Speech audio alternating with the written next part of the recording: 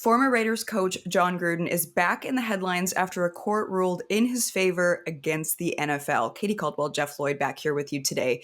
Jeff, Jon Gruden claims the league leaked emails that forced his resignation in 2021, and the Nevada Supreme Court blocked Commissioner Goodell from overseeing arbitration in the case. Gruden wants the truth about those leaked emails. How much damage could this lawsuit do to the NFL's reputation if this all comes out? I think the league probably and it's sad, but there's just a lot of ways where the league itself is bulletproof. I Doesn't mean, it feel because that we way? I like, agree. these conversations feel like there's something that happens in the off season or here during camp and preseason where we don't necessarily have, 24/7, 365 ball to talk about. Um, Mhm. I can certainly understand it, from Gruden's perspective. Anybody feels, and I'm not going to sit here and say that there certainly probably isn't some level of guilt on that part. Of course, I am not naive, of course. Um, Mhm. but it is okay to, want answers, certainly.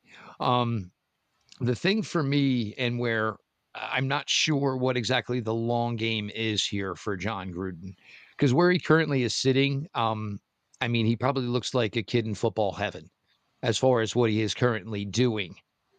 So is this a push to maybe, and I don't know if its name's going to necessarily ever get cleared or Mhm. necessarily be clean again? Or is this a push where maybe Jon Gruden would like to be involved in coaching again somehow, some way? He's spoken, obviously, through his work now. It seems like he kind of has a little affinity for what Bill Belichick's going on.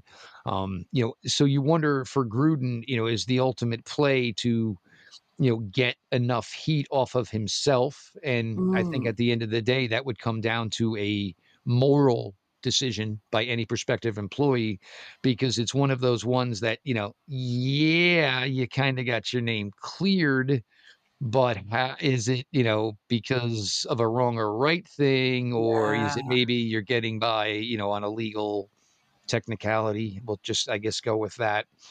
But, my belief with this is, how does it work out as far as, I'm assuming there's an agenda with Jon Gruden and something that he wants this to be able to lead him to. What that Mhm. is, I mean, we won't know until this goes a little further. But it certainly seems, that there's a reason for this, because it seems Jon Gruden is pretty set and pretty happy in what he is, currently doing, of course. Mhm. It does sound that way, but then it also does sound like maybe he hasn't ruled out coaching again, but is this lawsuit likely to keep him off the field for now? Because it feels like, man, like, once you go up against the NFL, they're such a big machine, and like we talked about at the top, like, it almost feels like they are untouchable, as much as we don't want that to be the case, but I look at someone like Brian Flores, that it Bingo. and like now he is back, not in a head coach role here, but this is kind of the comp that I have where it feels like, yeah, this kind of did screw his career. And obviously the Gruden situation is quite different, but I think there's the parallels there of who you're going up against in this situation. Does this keep him off the field, even if he does want to be back? This feels like the old line back in the day, you can't fight City Hall. You know what I'm saying? Like they're allowed to, oh, well, you know what? Well, at the end of the day, the last line here is all things are subject to what we say. So it's like those things, like you can battle it. You might be 100% absolutely right, but they also at the end of the day have the ultimate basically call of, judge, jury, legal, not legal.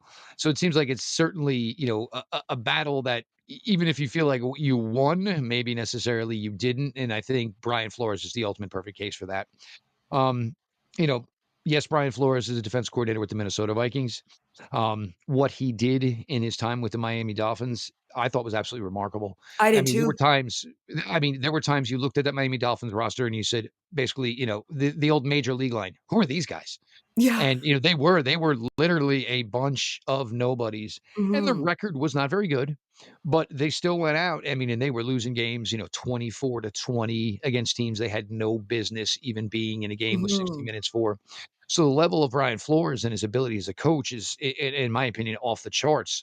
But once you basically go against the system, go against the shield, you Yeah. know, there is no ultimate winning.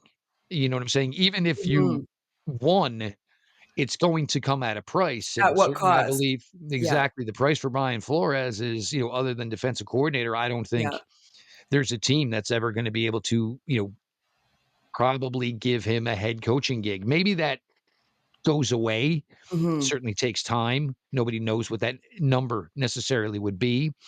And for Jon Gruden, I don't think Jon Gruden's looking to get back into the league and be a coordinator in no way I whatsoever. He agree. either wants it all or he probably doesn't want any crumb of it whatsoever. Yeah. That's why I do wonder and do believe if there could be some, interest in going the Bill Belichick route.